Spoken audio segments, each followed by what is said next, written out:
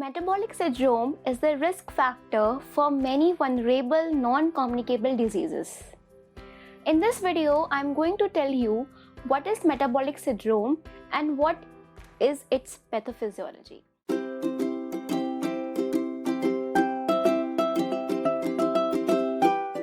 Hey everyone, welcome back to HM Learnings. I am Harshita, the creator of HM Learnings, where students come to clear their concept and to get the study material. Make sure that you have subscribed my channel. You can also follow HM Learnings on Facebook, Instagram and Twitter for daily updates. We have also started uploading all our content on website known as SlideShare. You can easily download and clip our slides from that website. We will also share the link of this video in the description box. You can click on that SlideShare link and you will be on the SlideShare. So with this we will start our today's video, that is about the metabolic syndrome. First we talk about the definition of metabolic syndrome, then how we diagnose it, what are its causes, what is the pathophysiology, what can be the consequences and how can you treat it. Okay, so with this we can start with the definition. So as I already told you that the metabolic syndrome is itself not a pathology, but it is a risk factor or a reason behind causing so many other non-communicable diseases. It can actually affect the quality of individual's life. So, it is a illustration of metabolic abnormalities that increase the risk of the individual to have a cardiovascular disease and the diabetes mellitus. Now, what does it have? It has central obesity, hyperglycemia, hypertriglyceridemia, reduced HDL cholesterol, and the hypertension. So, these all things are present in the metabolic syndrome. So syndrome is what? The group of diseases, and that is why there are so many diseases which are present in it, and it is called as a metabolic syndrome. So now we can move to the diagnosis part, that how can we diagnose the metabolic syndrome. The diagnostic criteria is given by National Cholesterol Education Program Adult Treatment Panel 3rd. So according to this criteria, if any individual has any of the three of the following, he or she will be said to have a metabolic syndrome. So the first one is a waist circumference. So now if you look at the previous slide, I have said that the metabolic syndrome includes central obesity. So you have to understand that the central obesity is different from the obesity. Central obesity is basically a measure of visceral adiposity, and we measure it with the help of a waist circumference. So you need to understand that central obesity is related to the visceral adiposity, and visceral adiposity is actually forms the basis of metabolic syndrome. So how it forms we will see when we talk about the pathophysiology of metabolic syndrome. So it is showing you the South Asian criteria, that if the female has waist circumference of more than or equal to 80 centimeter, we can say that she is centrally obese or she has more visceral adiposity. Second thing, in the case of male, if he has more than or equal to 90 centimeter waist circumference, we can say that he is centrally obese. Next thing is fasting blood glucose. So fasting blood glucose is used to measure the hyperglycemia. If it is more than or equal to 100 mg per dl, or you already know that the patient is taking the OHA diabetic medicines, so we can say that he has hyperglycemia. Another thing is the serum triglyceride level. So if it is more than or equal to 150 mg per dl, or if the patient is already taking the medicine, so in that case we can say that he is having hypertriglyceridemia.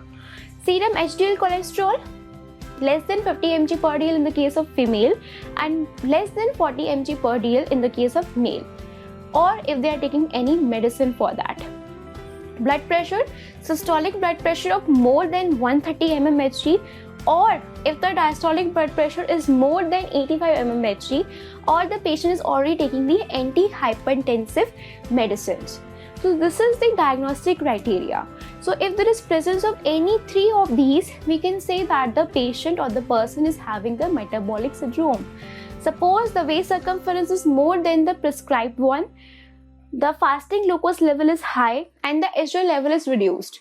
So there are three things which are not in the range. So what will we say that the patient has metabolic syndrome?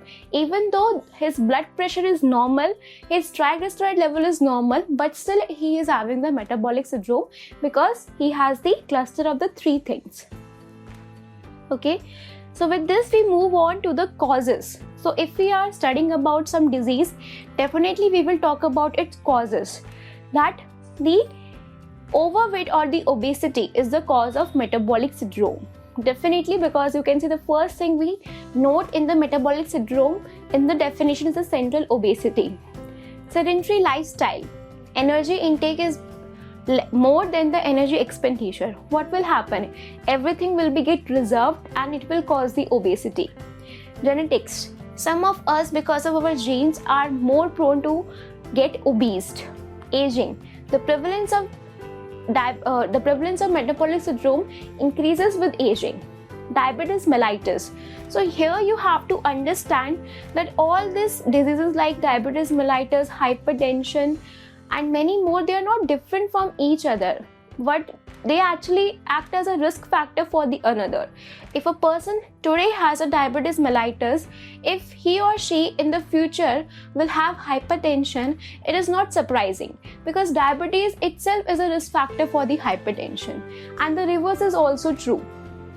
Cardiovascular disease. Okay, so atherosclerotic cardiovascular disease acts as a risk factor for a metabolic syndrome. Visceral adiposity without overweight. This is a very important point. Actually, waist circumference tells us two things. It tells us visceral adiposity as well as a subcutaneous fat. But our focus should be on the visceral adiposity. So there are chances in which the waist circumference is normal, but still the patient is having the metabolic syndrome. Or the patient weight is normal, but still the patient is having the metabolic syndrome. Why? Because in that patient, the visceral adiposity is more. Lipodystrophy. So everything is related to the fat. So if there is some problem in the fat distribution, there will be definitely the risk of the metabolic syndrome. So we have done the definition, the diagnosis and the causes. Now we move on to the pathophysiology of the metabolic syndrome. Very important to understand that how the patient or the person can get metabolic syndrome. Now, if there is more energy intake, less energy expenditure, all the thing will be get reserved, cause a positive energy balance. Now where this excessive fat or the calorie will get reserved, it will be reserved in the adipose tissue. But the adipose tissue will also have its limit to be get expanded.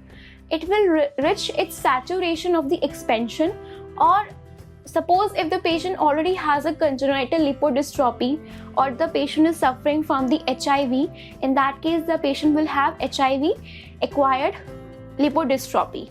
So what will happen? We are eating, the adipose tissue gets expanded, it's reached its saturation and it's get irritated now. It will be inflamed. So whenever a tissue or a cell gets inflamed, it will release its inflammatory markers in the circulation. So that is what done by the adipose tissue. That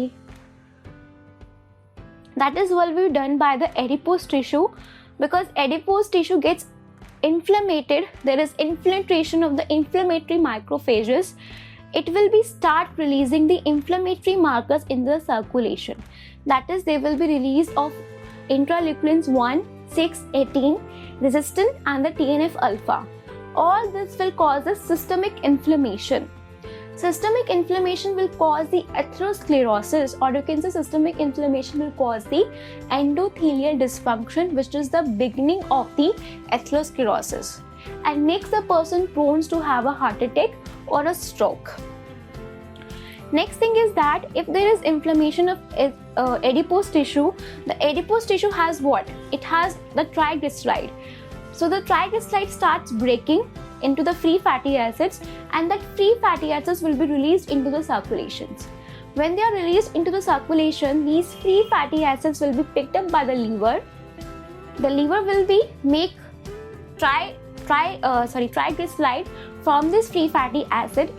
Because there is more free fatty acid, there will be more triglyceride, and there will be accumulation of that, causing a non-alcoholic fatty liver disease.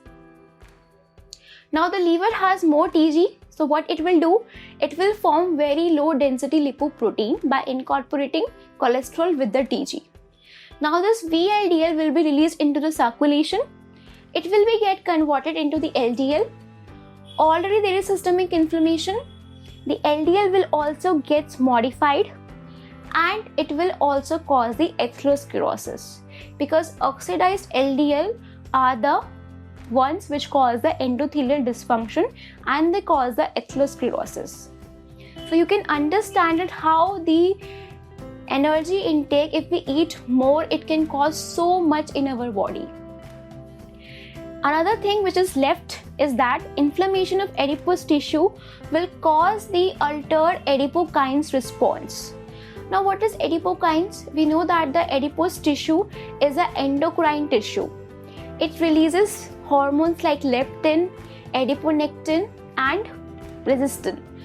So there will be imbalance between this. The leptin secretion is more and the adiponectin secretion is reduced. Even though there is more leptin, the leptin can't act because of the leptin resistance. But in the case of adiponectin, what will happen? Adiponectin is very, very important for the glucose uptake in both the liver and the muscle. They trigger the fatty acid oxidation in both muscle and liver. So if there is decreased adiponectin, what will happen? There will be development of muscle insulin resistance as well as liver insulin resistance. Means what? The insulin is present, but still the muscle and the liver, they are not able to utilize the glucose. They are not able to take up the glucose from the circulation inside their cells. And that is why they will do what? They will synthesize their own glucose by the gluconeogenesis, or they can start breaking the triglyceride accumulated in them. So this is a diagram from the Harrison textbook of medicine showing beautifully the pathophysiology of metabolic syndrome. Now what is happening? You can see the center is what? The center of this diagram is the adipose tissue. Because we are eating, everything gets accumulated in the adipose tissue. Adipose tissue gets irritated, starts secreting inflammatory markers. Inflammatory markers comes into the circulation, and the free fatty acids will also get released by the adipose tissue. This will act and go to the liver, irritate the liver. Liver will also secrete the inflammatory marker like the C-reactin protein. Free fatty acids which are taken up by the liver will be incorporated into the very low density lipoprotein, and this very low density lipoprotein will be released into the circulation. ApoC3 inhibits the lipoprotein lipase, and hence the triglyceride cannot enter into the cells. What will happen? It will be get converted into the small dense LDL. Its level will be get increased and there will be atherosclerosis. HDL cholesterol will be get decreased because HDL is not able to collect the cholesterol from the periphery. So there will be decrease. There will be the decrease in the size of the HDL.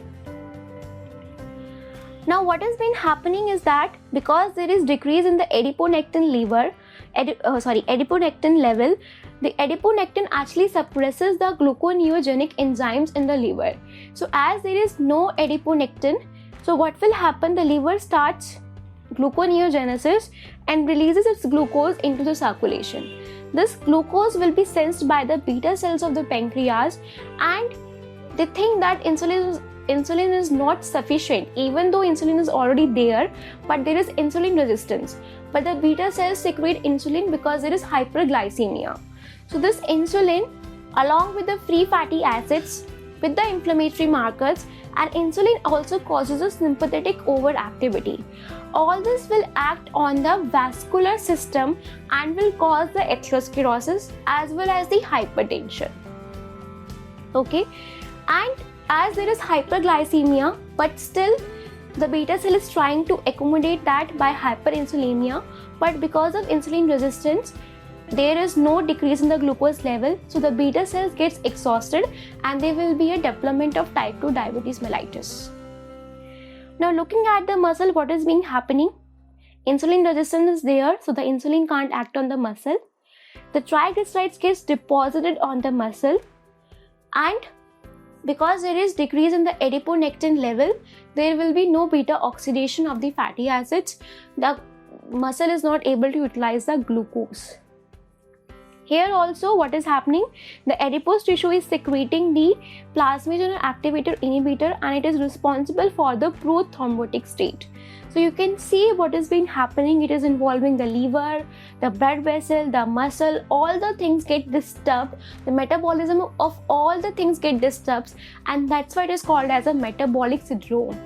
Insulin resistance is the center point for the metabolic syndrome, and that's why it is also called as an insulin resistance syndrome. So this is the another flow chart showing you that insulin resistance is a central role, how it develops hypertension and how it develops type 2 diabetes mellitus. Now what is the consequence? What will be the result of all this thing?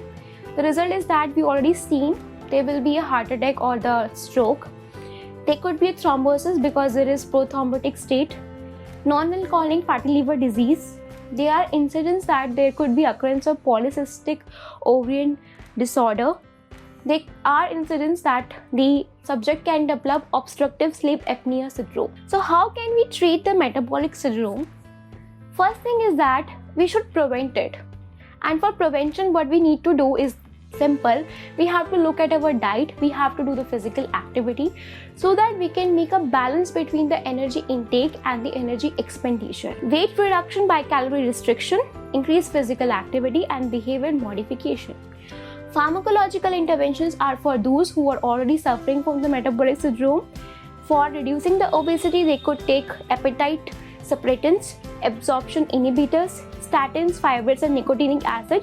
For the lipid profile, antihypertensives if they are hypertensive, oral hypoglycemic agents if they are suffering from type 2 diabetes mellitus. So I hope the topic is clear to you. So with this, we have finished our today's topic. If you like this video, please like, share and comment on the video, and please subscribe to HM Learnings. Do let me know in the comment section what you want to see in the next video. Please follow HM Learnings on Facebook, Instagram and Twitter. Don't forget to click on the SlideShare link of this video mentioned in the description box. Till then, keep learning.